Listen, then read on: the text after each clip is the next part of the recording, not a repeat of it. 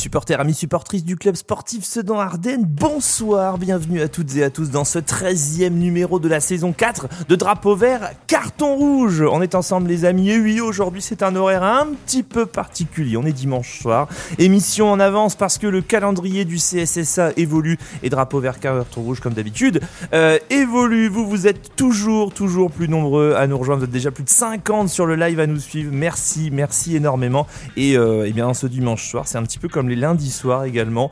J'ai le plaisir de passer cette soirée en compagnie de l'homme qui n'a pas encore tout à fait séché de son déplacement à Fagnières. C'est Florian, comment ça va Florian ?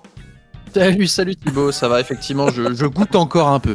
Il goûte encore, un peu du nez ou juste des habits ?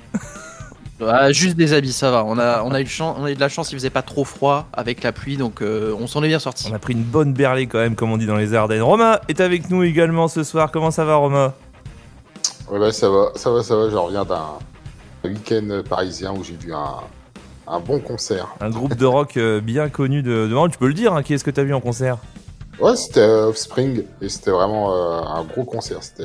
C'était top. Bah, ça avait l'air parce que j'ai vu des vidéos ce matin qui paraissaient de ce concert. T'as dû bien kiffer. Et puis, on accueille aussi également notre petit nouveau aujourd'hui. Alors, il avait des problèmes de micro juste avant l'émission, mais un DVCR sans des problèmes de son, c'est pas un DVCR. Adrien, est-ce que tu nous entends ?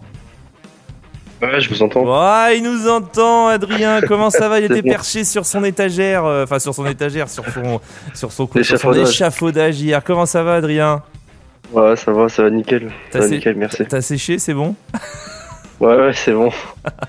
Bon. C'était un peu spécial, mais bon, on s'adapte. Hein, c'est pas grave. Ouais, c'est ça. On est partout, par tous les temps, derrière Sedan. Bon, les amis, au programme de ce Drapeau Vert, Carton Rouge, pas de minute du district, bien évidemment. Les résultats peinent à arriver encore sur le site du district, donc on n'a pas tout ça par l'intermédiaire de la Benoît. On le retrouvera la semaine prochaine avec grand plaisir. Auparavant, je vous donnerai quelques petites infos, notamment les résultats des équipes du CSSA. On débriefera en compagnie de Florian, Romain et Adrien le match de Fagnières, la victoire 4-0 du CSSA hier. Et puis ensuite, on fera un petit changement. On accueillera Julien qui nous rejoindra sur le live. On sortira l'ami Florian qui se permettra d'aller passer une petite soirée en famille. On parlera du match et on vous briefera, on vous donnera toutes les infos de Cormontreuil, le choc de cette R1 au Miris, le match entre le CSSA et Cormontreuil. On accueillera Julien Witkowski, l'entraîneur du CFC, qui nous dira, il est encore dans le minibus, hein, ils sont encore dans le minibus, les joueurs de Cormontreuil en train de revenir de Chaumont. Vous savez qu'ils ont certainement, si vous suivez le CSSA, hein, qu'ils ont fait match nul à Chaumont cet après-midi, un résultat, on va pas se le cacher, qui arrange bien le CSSA. Julien Witkowski répondra à nos questions. Pas de Dudul quiz ce soir, on a perdu le Donald sur la 3e mi-temps de la Neuville en Tournafuit, vous vous en doutez bien, un dimanche après-midi, on le retrouvera avec grand plaisir la semaine prochaine. Voilà messieurs pour le programme de ce Drapeau Vert Carton Rouge 4.13. On passe maintenant aux petites infos de Thibaut.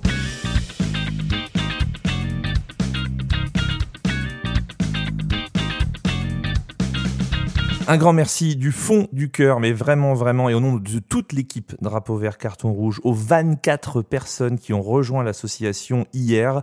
On est actuellement aux alentours de 254, 255 adhérents, 256 même je crois. Florian nous donnera peut-être le chiffre dans quelques minutes exact. Merci énormément parce qu'hier on en a bavé en deuxième mi-temps, mais de voir que vous nous suivez comme ça, il y avait plus de 2000 personnes encore sur le live en fin de match, c'est juste génial. Merci à tous. Pour rappel, la campagne d'adhésion Drapeau Vert Carton Rouge prend fin le 31 décembre prochain. Vous êtes libre d'adhérer à DVCR avant cette date. 260.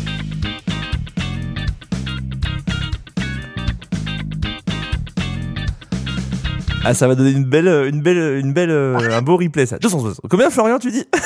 Vu que tu avais laissé un tout petit blanc entre la fin de ton speech et le début du jingle, je me suis dit tiens, je le cale à ce moment-là. J'ai officiellement moi 260 adhérents. 260 adhérents, c'est fou. Merci énormément. On a fait une grosse diffusion hier. On était 11 à Fagnières pour vous faire vivre tout ça. C'était top, c'était dur, mais voilà, c'est encore un vrai plaisir que de suivre le CSSA tous les week-ends. Bon, les amis, deuxième info de Thibaut et dernière info, je vais vous donner les résultats des équipes du CSSA, à commencer par la victoire 1-0 de la réserve du CSSA, 1-0 aux Évels cet après-midi, un but de Tom Bro, la réserve qui caracole en tête de son groupe de R3. On descend dans les catégories, les U18 R2 ont été défaits à Bertrange, 3-2, les U16 R1, eux ont donc vaincu l'Estac 3-0. Les U15 R1 ont été défaits Amani RS15, c'est un nom bizarre ça, 4-0. Les U14 R1 on n'a pas encore le score. Et puis je vous donne un dernier résultat, c'est les U17 R1 qui se sont inclinés à domicile face à Pagny-sur-Moselle, 2-1. Voilà.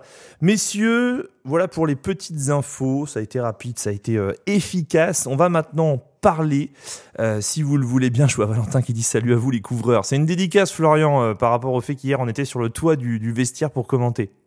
Ah, eh ben oui, c'est vrai qu'on avait l'air de couvreurs et en plus on était trempés, donc on n'avait vraiment pas de chance. On est couvreurs découverts. Bon bref, on passe au débrief, si vous le voulez bien, de ce match, de cette victoire du CSSA face à Fagnières.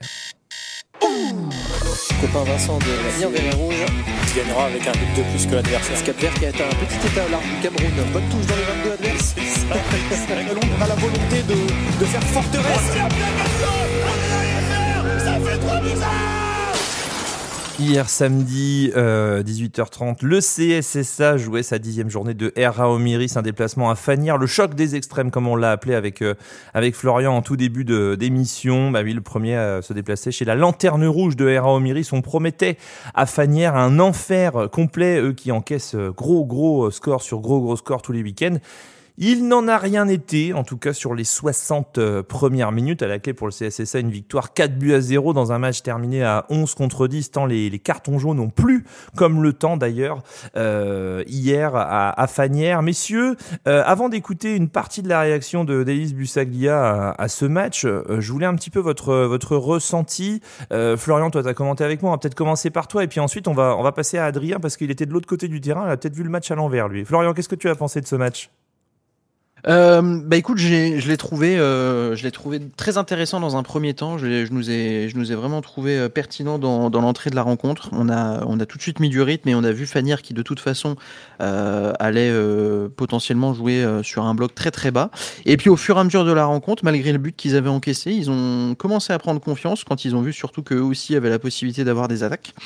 Et notamment en contre. Et puis le bloc s'est remonté petit à petit et je pense qu'on peut s'estimer heureux d'avoir eu ce carton rouge en début de seconde période qui nous a permis vraiment de nous libérer et d'aller achever, j'allais dire, la rencontre. Bah, il y a deux faits de jeu, on en parlera après, mais il y a ce carton rouge, enfin ce deuxième carton jaune d'Aruna Salmré, et puis il y a aussi cette boulette de Thomas Deliège, le gardien de Fagnières, qui relance dans les pieds de Florentin Boly, qui est quand même à 35 mètres du but. Il faut le mettre, le lob derrière en deux touches, il contrôle et il frappe derrière.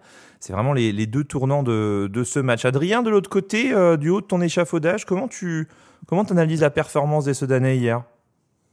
Bah moi hier, malgré une équipe un peu remaniée, j'ai trouvé que déjà on a commencé le match par le bon bout déjà. On commence à la 13e minute avec déjà une belle action collective et puis un but à 3e minute de Yanis Kenchoul, fait un super début de saison je trouve.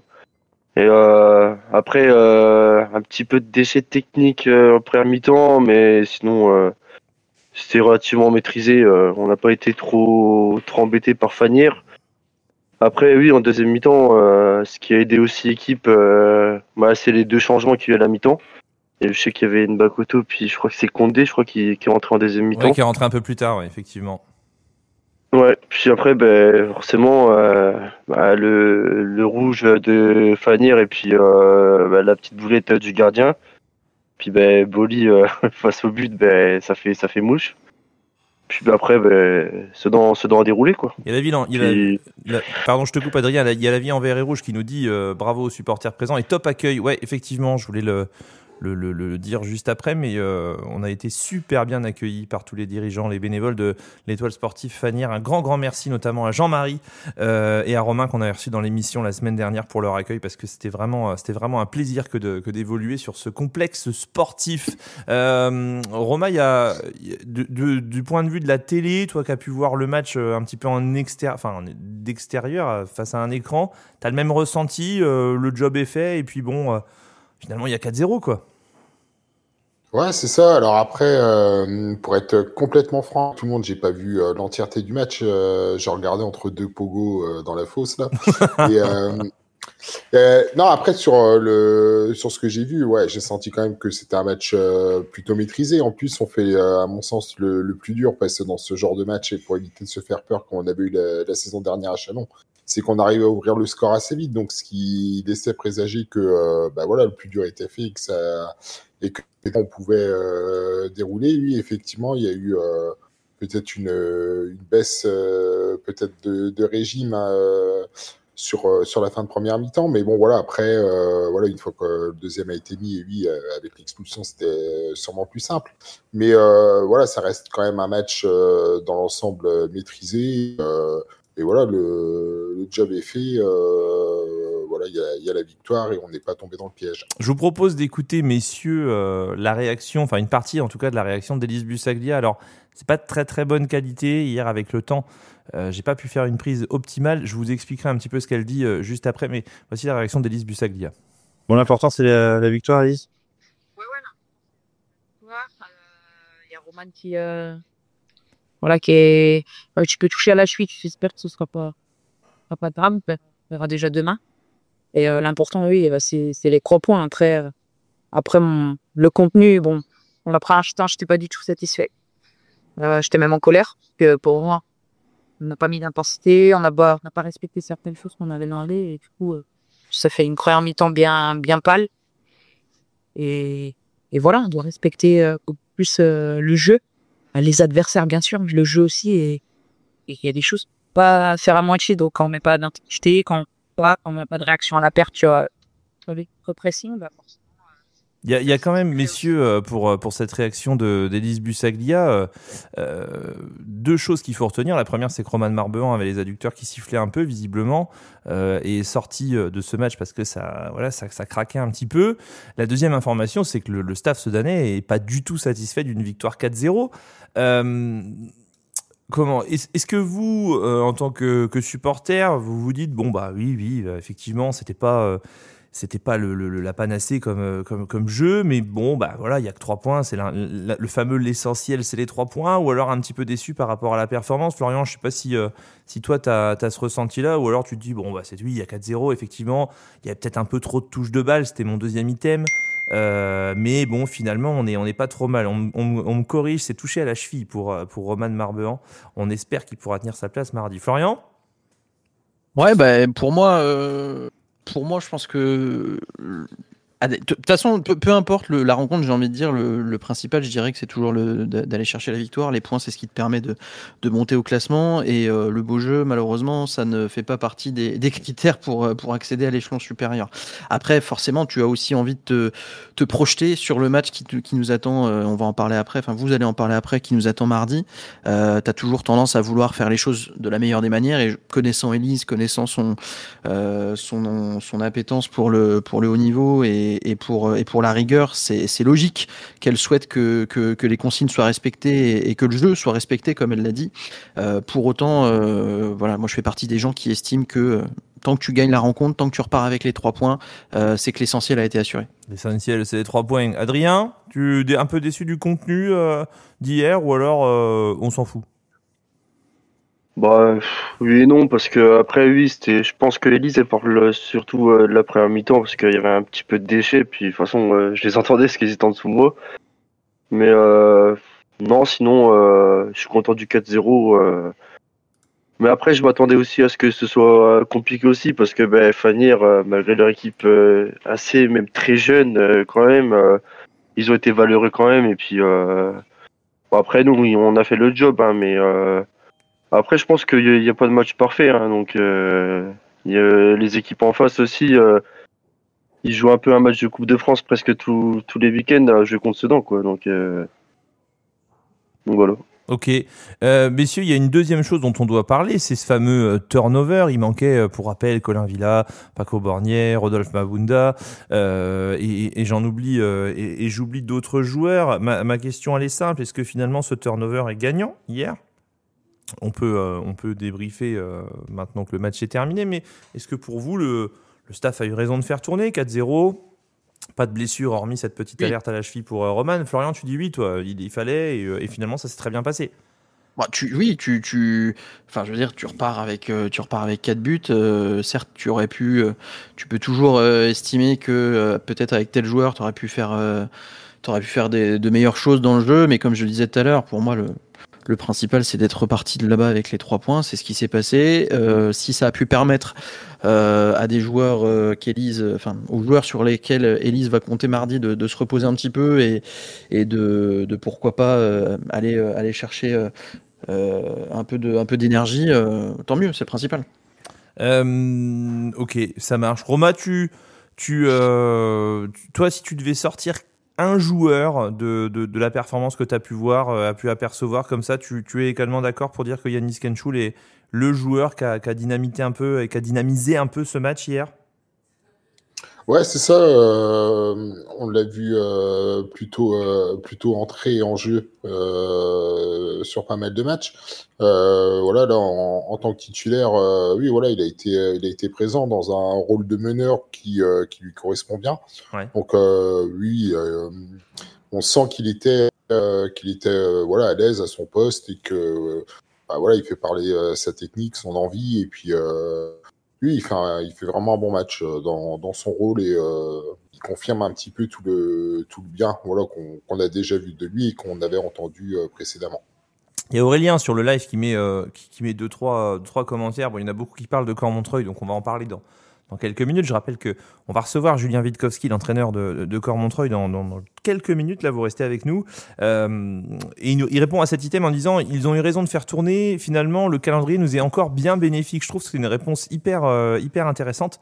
Se déplacer chez le dernier du classement à 3 jours de Cormontreuil, alors que Cormontreuil jouait cet après-midi chez une équipe chiante à jouer. Je pense que c'est un compliment dans la bouche d'Aurélien, bien évidemment. On a toutes les cartes en main, bien évidemment, pour Cormontreuil. D'accord avec ça, finalement, on avait un calendrier qui était plutôt bien et on en a profité. Sedan fait le job, finalement. C'est ce que j'ai failli titrer aujourd'hui, hein. J'ai titré prêt parce que je voulais me focaliser sur le match et le choc de Cormontreuil mardi, mais j'ai failli titrer Sedan fait le job. D'accord avec ça, messieurs? Adrien, t'es plutôt d'accord avec ça, toi? Ouais, clairement. Ok, clairement, parce que Elise, elle veut faire tourner des joueurs, elle l'a mis.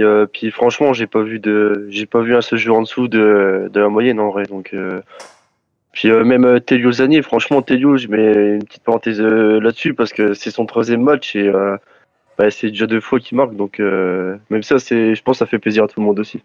Ça fait plaisir de revoir les anciens Florian, les joueurs qu'on n'avait pas revus depuis un moment. Bon, Noam Marquez, malheureusement, on l'a vu en tunique blanche et puis on l'a pas vu beaucoup après le match. Mais un Axel Villiers, par exemple, même par la célébration qu'il a pu faire à la fin, etc., à profiter, ça fait plaisir. Ouais, c'est cool.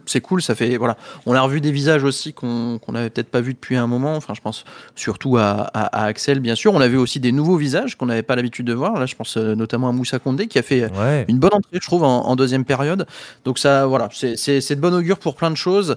Ça permet aussi de montrer à Elise que on a de la profondeur dans l'effectif, que même si en face c'était pas la meilleure équipe du championnat, elle peut aussi compter sur ces gars-là qui ont joué leur rôle à fond et qui n'ont pas hésité à mouiller le maillot. C'était pas la meilleure équipe du championnat, mais je trouve qu'ils ont... Enfin, on en discutait justement avec eux. Je trouve qu'ils ont fait un match cohérent. Bon, bien évidemment, jusqu'à la 60e, et ce carton jaune et carton rouge. Il y a la boulette du gardien 2-3 minutes après. Je trouve qu'ils ont fait un match cohérent, les Fagneros. Bien évidemment, ils ont joué avec leurs armes, mais pour le coup, ils avaient un plan de jeu, ils l'ont respecté. Ça n'a pas fonctionné. Il y a 4-0, bien évidemment. Il y avait 1-0 à la 60e.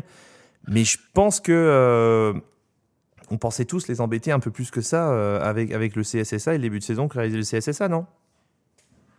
Ouais, probablement. De toute façon, il n'y a qu'à voir les pronos qu'on avait fait la semaine dernière pour s'apercevoir que, comme à Châlons, alors même si ça a été moins compliqué qu'à Châlons l'année dernière, ça n'a pas été non plus de tout repos et on a mis du temps avant de trouver la faille et de se sentir un peu plus libéré. Du coup, en parlant de pronos, il faut quand même féliciter Roma, parce que Roma, tu es le premier de la saison, non, mais il a fallu qu'on attende la 10e journée, à donner le bon prono chez DVCR, Roma. Une réaction? Ouais, c'est le 2e en 3 ans, donc je suis hyper fier de moi, toi. Putain, c'est fou, 10 matchs, non mais... Ouais, c'est ça.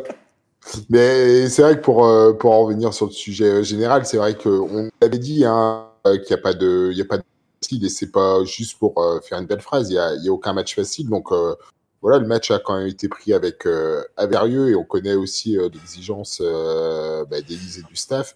Et voilà, donc aucun match n'est gagné d'avance. Donc voilà, les joueurs ont répondu présent. Il y a la victoire au bout, et voilà, ça reste très positif. Principal. Bon, on fait un tour des résultats parce que Robin disait aucun match n'est gagné d'avance. Pagny-sur-Moselle et Thionville avaient fait match nul un partout vendredi en préambule de cette journée. Bonny s'est imposé à domicile 2-0 face à Marnaval. Épernay s'est imposé 2-0 face à Villerupt également. Un résultat important qui concerne le CSSA. Chaumont et Cormontreuil ont fait match nul, 1 but partout.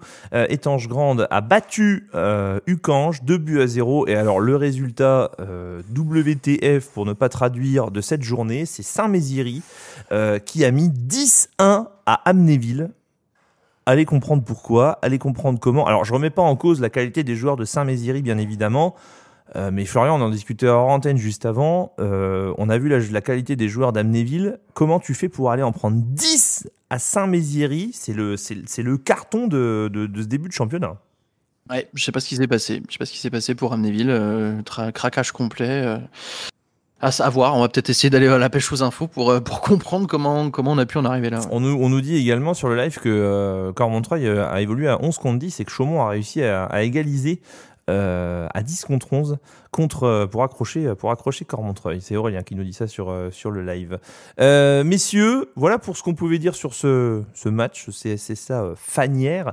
Je vous propose maintenant de briefer. Ah oui, pardon, excusez-moi. Changement, monsieur l'arbitre, changement. Florian. Je suis blessé là, faut que je sorte là. Ah, mesdames et messieurs, sous vos applaudissements, cher public, la sortie du numéro 4.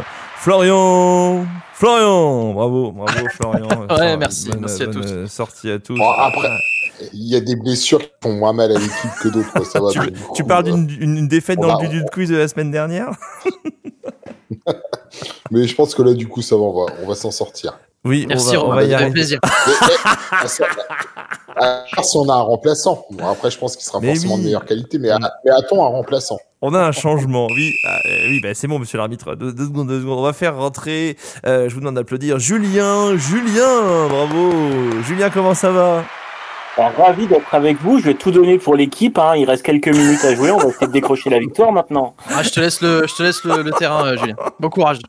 Merci. Messieurs, c'est un plaisir. Je vous souhaite une bonne soirée. Salut Florian, bonne soirée à toi. Bienvenue Julien, bienvenue dans DVCR. Les amis, c'est l'heure de passer au dernier item de cette émission. On va briefer ce choc de R1 Omiris qu'on attend tous avec une grande impatience. Le choc face à Cormontreuil.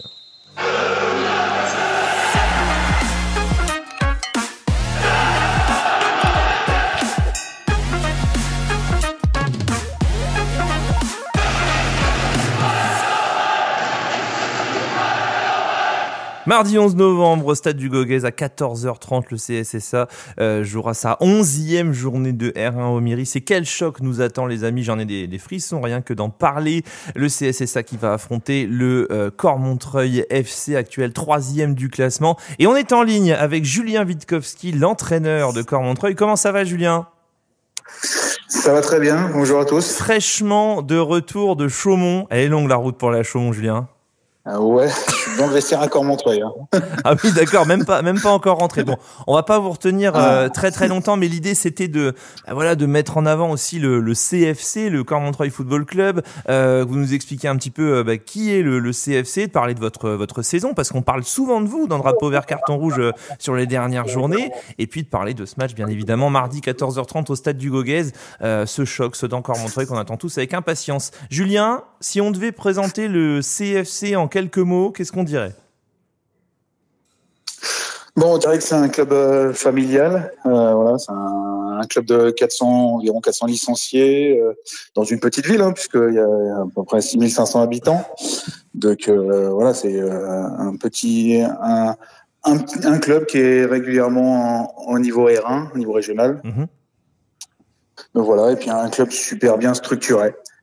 Oui, on s'en aperçoit quand on regarde un peu les réseaux et tout. C'est vrai que vous avez l'air bien organisé. Il y a beaucoup de bénévoles, j'imagine. Et alors, il y a une superbe équipe de bénévoles et de dirigeants. Enfin, moi, ça fait 3 saisons que je suis au club et c'est super bien organisé. Pour un club amateur, voilà, c'est très bien organisé. Bon, la R1 cette année, elle carbure, j'ai envie de dire. Bon, alors on va reparler du match de Chaumont cet après-midi. J'imagine qu'il y a un autre son de cloche, mais vous faites globalement un super début de saison. 6 victoires, 2 matchs nuls, 0 défaite. Seule équipe encore invaincue de la poule, faut le préciser. Sedan a perdu contre Thionville. Thionville a perdu également. Donc finalement, vous faites un bon début de saison. C'est quoi l'objectif cette saison? C'est monter si possible? C'était pas prévu à la base? Comment vous voyez ça? Moi je suis arrivé, voilà. Moi j'ai pris les rênes de l'équipe fin juin. Là. Donc c'est tout nouveau, je découvre aussi. Ouais. On a restructuré un petit peu l'effectif parce qu'on a eu beaucoup de départs et on a récupéré pas mal de jeunes joueurs. On a une équipe très jeune puisque si on fait le point sur les 24 joueurs qu'on a, on doit avoir plus de la moitié qui sont nés entre 2003 et 2005. D'accord, donc des moins de 20 ans quasiment. Oui, moins de 20 ans. Ouais. Donc on est très très jeune et puis l'objectif c'est ce que je leur ai dit, c'est depuis le début de la saison, c'est de jouer et puis de prendre match après match. Donc voilà, c'est ce qui se passe un peu depuis le début de saison entre le championnat et puis la Coupe de France qui se passe plutôt très bien. Ouais, ça vous réussit visiblement de prendre match après match. Bon, rapidement cet après-midi, qu'est-ce qui s'est passé à Chaumont? Accident de parcours, grosse équipe, traquenard, comment ça s'est passé? Non, je pense qu'on fait un match correct. Après voilà, ça reste un match 8 heures avant le match de Sedan, donc voilà, nous on n'a pas le même temps de récupération. Fallait penser aux 2 matchs aussi. Donc c'est un match où on ouvre rapidement le score puisqu'on marque à la 10e minute par la top du titre. Et en fait, derrière on a plusieurs situations, plusieurs occasions franches de doubler la marque, on le fait pas. Et puis dans ces cas-là, ça reste du foot. Ouais. Et voilà, la beauté du foot, c'est que même en ayant la maîtrise, on n'est pas à l'abri de prendre un but, quoi. Bon, un partout, c'est pas la catastrophe complète. J'imagine que d'après vos dires, vous avez fait un peu tourner aussi en vue du match à Dugoguet. C'est vrai que 48 heures, c'est même pas. Si, c'est 48 heures de récupération pour les joueurs et même pas. Ça fait court. Comment vous allez aborder ce match à Dugoguet? Parce qu'on a 2 types d'équipes depuis 2 ans, enfin depuis 3 ans en régional, 3-2. Il y a des équipes qui viennent clairement en prenant des photos dans le stade en guise de bons souvenirs. Puis il y a des équipes qui viennent qu'il y a des équipes qui viennent aussi pour venir rentrer dans le CSSA. Comment vous abordez ce match avec plein de jeunes joueurs justement? Alors, je ne vais pas vous dire qu'on l'aborde comme tous les autres matchs, puisque c'est un match différent, dans une enceinte qui est inhabituelle à ce niveau-là, avec une ambiance inhabituelle aussi. Mais nous, on va prendre match après match. Donc nous, là, aujourd'hui, c'est surtout de la récupération. Ouais. On va peut-être plus être à la bière et au saucisson que à l'entraînement. Et à la cohésion, récupération, cohésion, ça va ensemble. Exactement. De toute façon, si ça fonctionne depuis le début aussi, c'est qu'il y a un groupe. Bien sûr. Et que qu'il y a vraiment nous on est 24 joueurs, mais tout le monde a joué depuis le début de la saison. Les mecs qui remplacent les autres, on voit pas la différence et ça c'est positif. Donc voilà, nous aujourd'hui, demain, il y a des mecs la plupart ils bossent. Ouais. Donc on fera pas de séance, donc on peut pas faire grand chose à part des massages un petit peu parce qu'on a un dirigeant qui gère ça, donc voilà, c'est la seule possibilité qu'on a. Mais on n'ira pas, voilà, l'objectif c'est de continuer à jouer. Voilà, c'est pas voilà, on va pas, j'ai pas l'objectif de mettre un bus et puis de pas jouer. Oui, je comprends. Et c'est vraiment pas l'objectif. D'essayer d'agripper quelque chose. Pour vous, c'est un peu un tournant dans votre saison aussi. Vous dites que une victoire ou un résultat probant au CSSA, ça pourrait lancer sur autre chose, ou alors on verra. De toute façon, le lendemain, il fera jour. Et puis tout le monde ira bosser parce que ce sera mercredi matin. Exactement, tout le monde ira bosser. Non, voilà, ça reste un match. On va le jouer. On va rester sur notre projet de jeu, de jouer. Voilà, d'être dans l'engagement, d'être dans les transitions. Et voilà, c'est un match comme un autre, ça changera pas notre saison en fait. Ça marche. Nous aujourd'hui, on n'a pas, voilà, on n'est pas à la place de Sedan qui doit à tout prix monter. Ouais. Parce que nous, voilà, Donc nous, on a moins de pression par rapport à tout ça. Voilà, exactement. Voilà, on va pas y aller avec la pression, mais on va pas y être pour prendre des photos non plus. Hein. Avec de l'ambition. Bon, tant mieux. Voilà. On vous accueillera. Surtout que c'est une grosse semaine en plus. Parce que nous, dimanche, on rejoue en Coupe de France au 7e tour. Donc, ouais, donc semaine hyper importante pour Cormontreuil. Ça marche, Julien. Je vous retiens pas plus longtemps. Je vous laisse le mot de la fin si vous voulez saluer peut-être des gens de Cormontreuil qui sont sur le live ou le mot de la fin, il est pour vous. Ouais, moi c'est surtout un message par rapport au club. Enfin voilà, je félicite le club, tout ce qui est fait par les bénévoles, par les joueurs, les jeunes. Voilà, c'est vraiment un bon club. C'est un plaisir d'y être. Moi, ça fait 3 ans que j'y suis, c'est un plaisir. Donc voilà, c'est ce qui fait avancer et de vivre des belles émotions. Eh ben super, voilà, le message est passé. Il y a un auditeur sur le live qui nous dit « Mardi, il faut mettre du titre au repos ». Donc on compte sur vous. Visiblement pour Sedan, il sera mieux sur le banc que sur le terrain. Ouais, bon, on a l'avantage d'avoir quand même pas mal de jeunes, de joueurs, donc on peut switcher de temps en temps. On verra, on surveillera ça avec impatience au moment d'avoir les feuilles de match. Merci beaucoup Julien, en tout cas bonne récupération, bonne soirée. Merci à vous. Bonne soirée. Bonne soirée à vous, à mardi. À mardi. Au revoir.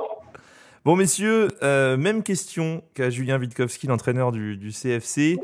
C'est un tournant dans la saison, ce match de Cormontreuil. Je rappelle un petit peu les chiffres. Cormontreuil a été accroché, donc on a toujours ce championnat avec Sedan à 9 journées, Thionville avec 10, deuxième, Cormontreuil avec 8. Mais Sedan est leader. Sedan ne peut pas être rejoint, en tout cas dans l'immédiat. Non, ne peut pas être rejoint. Sedan est leader. Alors ma question avant le début de l'après-midi, avant le résultat de Cormontreuil, c'était est-ce que c'est un tournant dans le sens où Cormontreuil pourrait creuser un écart? J'inverse ma question. Est-ce que c'est pas balle de 7 pour Sedan mardi? Julien, là que tu débarques, on y va, c'est parti. Au boulot, Julien. Balle de 7, je sais pas. Balle de break, certainement. Parce que si tu gagnes, ça te fait dans l'imaginaire, en imaginant qu'ils gagnent leur match en retard, 4 points d'avance quand même, donc ça te fait un joker contre eux. Donc si Sedan gagne, t'as clairement une dynamique positive, parce qu'on les a quand même pas mal critiqués dans le jeu et tout. Donc là, gagner contre un gros du championnat, plus creuser l'écart, ouais, là ça te ferait vraiment une différence mentale et dans les points. Si tu fais match nul, le championnat est toujours très serré. Si tu perds, Cormontreuil peut potentiellement te passer devant par la suite. Donc là, ça devient très compliqué. Donc ouais, balle de break, maintenant faut convertir. Ouais, et puis si tu perds contre Cormontreuil, tu es à portée de tir de... même pas, mais enfin, portée de tir d'Épernay, et quoique encore. Romain, balle de break, balle de 7, balle de match? Ouais, je suis assez d'accord quand même avec Julien sur la question. Et après, je pense que c'est un match qui est aussi important puisque c'est par rapport à la différence particulière, parce qu'on sait que si en fin de saison, voilà, t'es égalité avec une autre équipe, c'est la différence particulière qui compte. Donc c'est important, notamment sur le match à domicile, voilà, de faire un bon résultat. Au-delà du plan comptable, c'est au-delà des 3 points et de l'écart qui peut être creusé là, puisque le championnat est encore long, mais c'est intéressant contre les équipes qui vont être sur le haut de tableau d'avoir des meilleurs résultats sur les confrontations directes. Adrien, sur une échelle de 0 à 10, l'excitation, elle est à combien?